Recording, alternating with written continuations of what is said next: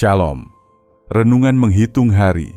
Episode hari ke-140. 20 Mei tahun 2025. Dia akan menyerahkan orang Moab ke dalam tanganmu. Pembacaan Alkitab hari ini dari 2 Raja-Raja 3 ayat 15 sampai 18. Sekarang, bawalah kepadaku seorang pemetik kecapi. Ketika orang itu memetik kecapi, kuasa Tuhan meliputi Elisa. Kemudian ia berkata, "Beginilah firman Tuhan, buatlah di wadi ini parit-parit, sebab beginilah firman Tuhan, kamu tidak akan melihat angin dan hujan, namun wadi ini akan penuh dengan air, sehingga kamu serta ternak sembelihan dan hewan pengangkut dapat minum." Itu perkara yang ringan di mata Tuhan. Dia akan menyerahkan orang Moab ke dalam tanganmu.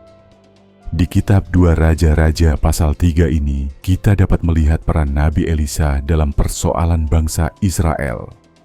Pasal ini dimulai dengan paparan tentang sifat secara umum Yoram, anak Ahab, Raja Israel.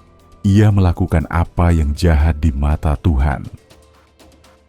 Memang ia menjauhkan tugu berhala Baal yang didirikan ayahnya, namun ia masih menyembah berhala seperti Yerobeam bin Nebat yang mengakibatkan orang Israel berdosa pula. Pada waktu itu, Mesa, Raja Moab, memberontak kepada Yoram. Yoram meminta bantuan Raja Edom dan Raja Yehuda, Yosafat, untuk menyerang Moab. Setelah mereka berjalan 7 hari lamanya, mereka tidak menemukan air. Raja Yosafat meminta bantuan seorang nabi Tuhan untuk menanyakan kehendak Tuhan.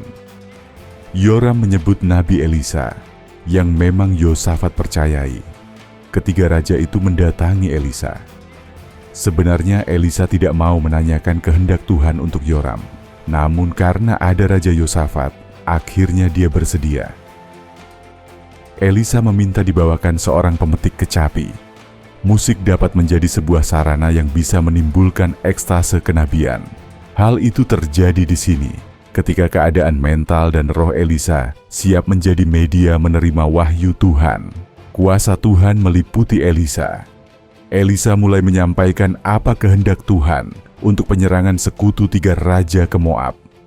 Pertama-tama, dia menyampaikan firman Tuhan menyangkut kesulitan air yang melanda pasukan sekutu. "Buatlah di wadi ini parit-parit, sebab beginilah firman Tuhan. Kamu tidak akan melihat angin dan hujan, namun wadi ini akan penuh dengan air, sehingga kamu serta ternak sembelihan dan hewan pengangkut dapat minum." Kesulitan air itu adalah perkara yang ringan di mata Tuhan. Selain itu, Elisa juga menubuatkan bahwa Tuhan sendiri akan menyerahkan orang Moab ke dalam tangan sekutu 3 raja itu. Saudara-saudara, mulailah dan hadapilah setiap rencana dan usaha dengan datang kepada hamba Tuhan, menanyakan apa dan bagaimanakah kehendak Tuhan. Kiranya Allah terus memampukan dan mengajar kita menghitung hari-hari kita sedemikian, supaya kita terus beroleh hati yang bijaksana.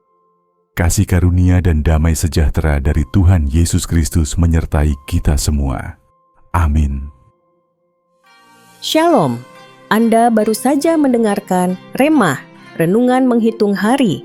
Anda juga bisa mengakses Renungan Harian Rhema ini melalui WhatsApp channel, Facebook, dan Instagram. Semoga dapat memberkati dan menguatkan iman percaya kita. Tuhan Yesus memberkati.